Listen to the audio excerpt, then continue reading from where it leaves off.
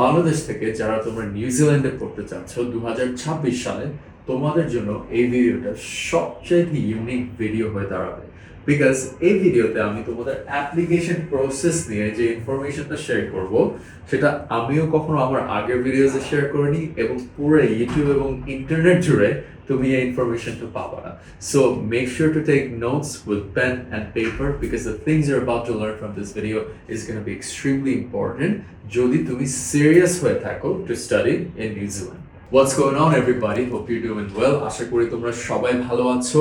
আজকে as always আমি again অনেক এক্সাইটিং একটা ভিডিও নিয়ে এসেছি তাদের জন্যই যারা নিউজিল্যান্ডে পড়তে চাচ্ছ 2026 সালে।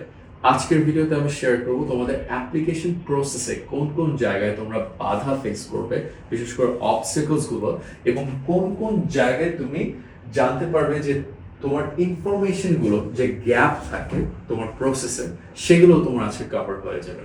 এবং তোমরা যারা নতুন আমার চ্যানেলে, my name is G, you can call me Jihad or you can call me Tom Cruise if you would like to, but আমি তোমাদের মতো স্টুডেন্টসদের জন্য হেল্পফুল ভিডিওস বানিয়ে থাকি so you can make the right admission, career and lifestyle choices. Basically education, career and lifestyle choices নিয়ে তোমার যে ডিসিশনস গুলো তুমি নিবে, I want to make sure you make the best choices so you can ultimately become successful as an international student. Also, তোমরা যারা তোমাদের application process নিয়ে হেল্প চাও, from admission to visa, IELTS training support, career development support, আমার একটি company আছে called Connected Education, which is an education consultancy company. তো আমরা তোমাকে তোমার পুরো জার্নিতে সাপোর্ট দিয়ে থাকি। So if you want to learn more about us, make sure to sign up through the link in the comments. Comment সেকশনে কি লিংক দেওয়া আছে, মানে সাইন আপ করলে আমার টিম তোমাকে রিচ আউট করে তোমাকে একটা ফ্রি কনসালটেশন দিয়ে দিবে। That being said, আজকের ভিডিওতে আসি। So applying to New Zealand blueprint. Okay, obviously New Zealand is a big enough country, অত বড় না বাট অত ছোটও না, বাট নিউজিল্যান্ড এত মোটামুটি বড় কান্ট্রি হওয়ার সত্ত্বেও ওদের সিটিজ গুলো এত মেজর সিটি নেই। যেরকম ইউকে এর মধ্যে 5-6টার মতো মেজর সিটি, ইউএসএ তো মেজর সিটি আর major city, but also US is a big country. অস্ট্রেলিয়াতেও অনেক মেজর সিটি আছে, ঠিক আছে, বাট আনফরচুনেটলি নিউজিল্যান্ডে এতগুলো মেজর সিটি নেই। এবং মেজর সিটি থাকা মানে ওখানেই বেশি জব অপরচুনিটিস, তাই না?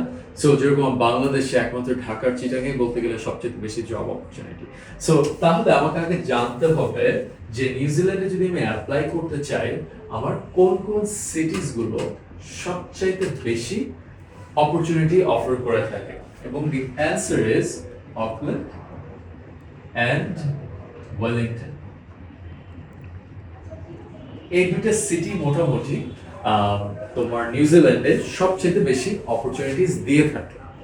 এর বাইরে শুধু দুইটা সিটি আছে, একটা হচ্ছে ক্রাইস্টচার্চ আর একটা হচ্ছে হ্যামিল্টন, বাট এগুলো অত আহামরি অপরচুনিটি শেয়ার করে না।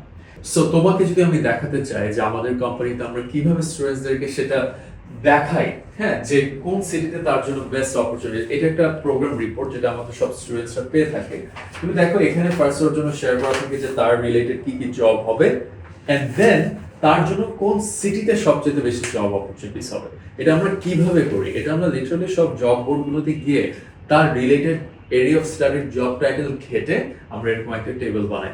তাতে দেখা যাচ্ছে যে স্টুডেন্ট জেনে যেতে পারে তার জন্য বেস্ট সিটি কোনটা হবে, এবং এমনও হতে পারে অকল্যান্ড তার জন্য এক্সপেন্সিভ হতে পারে, তাহলে নেক্সট বেস্ট কোনটা সে চার্ট দেখে সে ডিসাইড করে ফেলতে পারবে। মানে আমাদের যে সার্ভিসটা is dedicated to make sure you make the right choices, ঠিক আছে? তো দেখা যায় যখন একটা স্টুডেন্ট জেনে যায়, তারপর রিপোর্টের পরের পেজগুলোতে থাকে যে অমুক সিটিতে এই ইউনিভার্সিটি, তার এত স্কলারশিপ, তার এত রিকোয়ারমেন্টস, ঠিক আছে, তখন তোমার জন্য ডিসিশন নেওয়াটা ইজি হয়ে যায়। So, as I said, Auckland and Wellington has the most job opportunity. Christchurch, Hamilton, অত আহামরি না। তারপর যেটা অ্যাপ্লিকেশন প্রসেস, অবভিয়াসলি আমরা আমাদের স্টুডেন্টসের পুরো অ্যাপ্লিকেশন প্রসেসে হেল্প করে থাকি। আমাদের স্টুডেন্টস শুধু আমাদেরকে তাদের ডকুমেন্টস দেয়, তাদের ফর্ম ফিল আউট করে দেওয়া, এসওপি বানানো, ডকুমেন্টস অর্গানাইজ করে ইউনিভার্সিটির সাথে কমিউনিকেশন করা, সব কিছুই আমরা করে দিয়ে থাকি এবং আমাদের স্টুডেন্টসের সেটা করতে হয়। বাট তাও আমি তোমাকে একটা ছোট জিনিস বলতে চাই, নিউজিল্যান্ডের একটা ইন্টারেস্টিং জিনিস আছে। অন্য কান্ট্রিগুলোতে যেরকম অ্যাপ্লিকেশন প্রসেস হচ্ছে মোটামুটি অটোমেটিক, ঠিক আছে, অটোমেটেড বলতে চেয়েছিলাম। সো অনলাইন অ্যাপ্লিকেশন নিউজিল্যান্ড ওদিক দিয়ে একটু ট্রেডিশনাল, ওরা এখনো বাংলাদেশের গভর্নমেন্টদের মতো ফর্ম ফিল আউটে চলে। অনেক বড় বড় ফর্মস ফিল আপ করতে হয় কিছু ইউনিভার্সিটির জন্য, আবার কিছু ইউনিভার্সিটি অনলাইনে, বাট মেজরিটি ইউনিভার্সিটিগুলোতে পেপার বেসড অ্যাপ্লিকেশন। সো দেখা যাচ্ছে ওইসব কিছু ইউনিভার্সিটির জন্য তোমার মেজাজ খারাপ হয়ে যাবে, বিকজ অনেক লম্বা লম্বা ফর্ম ফিল আপ করতে হবে, ইভেন তোমার টিচারের রেফারেন্সটা পর্যন্ত মানে পেপার বেস থাকে। সো কোন কোন ইউনিভার্সিটি পেপার বেস, এখন আমি তোমাদের সাথে সেটা শেয়ার করে দিব যাতে তোমাদের অ্যাপ্লিকেশন প্রসেসটা ইজি হয়। So first of all, Victoria University of Wellington হচ্ছে পেপার বেস, তারপর Southern Institute of Technology SIT paper base, UCOL, Manukau Institute of Technology, Weltec Whitireia, ARA, তারপর হচ্ছে Northtec, NMIT, Toi Ohomai Institute of Technology, তারপর হচ্ছে PIHMS, Auckland Institute of Studies, ওদেরটা fill up করতে মেজাজ খারাপ হয়ে যায়। তারপর হচ্ছে Aspire two International, Le Cordon Bleu, Whitecliffe, IPU New Zealand, তারপর এটিএমসি, আর হচ্ছে এনজেডএমএ। ঠিক আছে, এই ইউনিভার্সিটিগুলো হচ্ছে paper base. So try to avoid this as much as possible, নাহলে তোমার অ্যাপ্লিকেশন প্রসেসটা হ্যাকটিক হয়ে যায়। তারপর আমি আসি যে যেহেতু পেপার বেস, এখন তুমি জানলা যে কোনগুলো পেপার বেস, তাহলে ওগুলোকে অ্যাভয়েড করতে পারো। নিউজিল্যান্ডের আরেকটা খারাপ দিক হচ্ছে অনেক ইউনিভার্সিটিস স্কলারশিপস দিয়ে থাকে না, একদমই দিবে না। তাহলে এখন আমরা জানবো যে কোন কোন ইউনিভার্সিটি তোমাকে কোনো স্কলারশিপস দিবে না।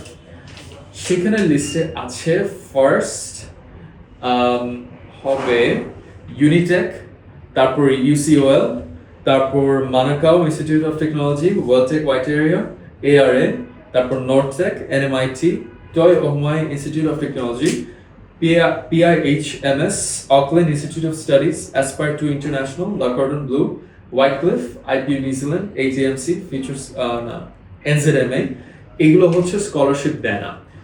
তুমি যদি জানতে চাও কোন ইউনিভার্সিটি কত স্কলারশিপ দেয়, দেন আই হাইলি রেকমেন্ড যে তুমি আমাদের অফিসে এসে ইন পার্সন কনসালটেশন নিয়ে সেটা জেনে যাও। বাট তোমাকে একটা ছোট টিপ দিয়ে দিই, ওয়াইকারো ইউনিভার্সিটি সবচেয়ে বেশি স্কলারশিপ দিয়ে থাকে, আপ টু 15,000 নিউজিল্যান্ড ডলার্স। ঠিক আছে, আর একটা ইউনিভার্সিটি আছে ইউনিভার্সিটি অফ অরেগো, ওরাও অনেক বেশি স্কলারশিপ দিয়ে থাকে। এর থেকে বাইরে যেসব ইউনিভার্সিটিগুলো আছে ওগুলো জানতে চাইলে do come visit our office, comment সেকশনে একটি লিংক দেওয়া আছে, ওখানে সাইন আপ করলে তুমি আমাদের একটা ফ্রি কনসালটেশন পাবে। তারপর আসি হচ্ছে যারা ব্যাচেলরে পড়তে চাচ্ছ, 13 ইয়ার্স অফ এডুকেশন, তাদের সো যারা ব্যাচেলর পড়তে যাচ্ছ সেখানে একটা রিকোয়ারমেন্ট আছে যে তোমার 13 ইয়ার্স অফ এডুকেশন থাকতে হবে। জাস্ট এইচএসসি গ্রাজুয়েট হলে তুমি অ্যাডমিশন পাবে না, আর না হলে তোমাকে একটা ওরা পাথওয়ে প্রোগ্রাম করাবে। সো এখন আসি যে কোন কোন university 12 years of education accept করে। হ্যাঁ, যেখানে 13 ইয়ার্স অফ এডুকেশন লাগে না, সেটা হচ্ছে ভিক্টোরিয়া ইউনিভার্সিটি অফ ওয়েলিংটন, তারপর Southern Institute of Technology, Manukau Institute of Technology, তারপর হচ্ছে Eastern Institute of Technology EIT, তারপর Otago Polytechnic, NMIT, Toi Ohomai Institute of Technology, তারপর হচ্ছে অকল্যান্ড ইনস্টিটিউট অফ স্টাডিজ, তারপর Le Cordon Bleu, Whitecliffe, ATMC, Future Skills Academy. এই ইউনিভার্সিটিগুলো ব্যাচেলরদের 12 বছর education, 12 years of education accept করে থাকে। So that is basically it in terms of the unique requirements that you have to be aware of. এই ইনফরমেশনটা কিন্তু অনলাইনে সব জায়গায় থাকে না। সো আজকের ভিডিওতে আমি অ্যাড্রেস শেয়ার করবো। I don't want to make the video too long. আমি আরো অনেক কিছু শেয়ার করতে চেয়েছিলাম, but you know what that means, right? You have to stay tuned to my channel. Make sure to subscribe. আমি আরো কিছু ডিটেইলস, ইউনিক ডিটেইলস নিয়ে আমি নেক্সট ভিডিওতে আসবো, যেখানে তোমাদেরকে অ্যাপ্লিকেশন প্রসেসে একটা স্টুডেন্ট কি কি ফেস করে, যেরকম ওদের রেজাল্টস ভেরিফাই করতে হয়, যদি রেজাল্টস ভেরিফাই না করতে পারে তখন কি করতে হবে, এই জিনিসটা নিয়ে আমি একটা ভিডিও বানাবো। So make sure to stay tune and come back to my channel for that video. But আশা করি আজকের ভিডিওটা দেখে তোমার অনেক হেল্প হয়েছে, কিছু জিনিস শিখলে, কিছু জিনিস জানলে, এবং অলসো তোমাদের যারা নিউজিল্যান্ড নিয়ে পড়াশোনা করতে চাচ্ছ, তোমাদের কিন্তু নেক্সট ইনটেক ফেব্রুয়ারিতে আছে এবং নেক্সট জুলাইয়ে আছে। And We have a very smooth, streamlined application process to help you throughout that journey from IELTS training, admission, visa, and all the way up to career development. Plus, আমরা স্টুডেন্টসের residence flight সব বুক করে থাকি। তো তোমরা যদি এটার সম্পর্কে ডিটেলসে জানতে চাও, make sure to sign up through the link in the comments সেকশনে একটি লিঙ্ক দেওয়া আছে, ওখানে সাইন আপ করলে আমাদের সব ডিটেলস পেয়ে যাবে এবং আমার কোম্পানি থেকেও একজন পার্সন তোমাকে ফ্রি কনসালটেশনের জন্য একটা কল দিবে। ঠিক আছে? That being said, I guess I'll see you in the next video and hope to see you also join the connected.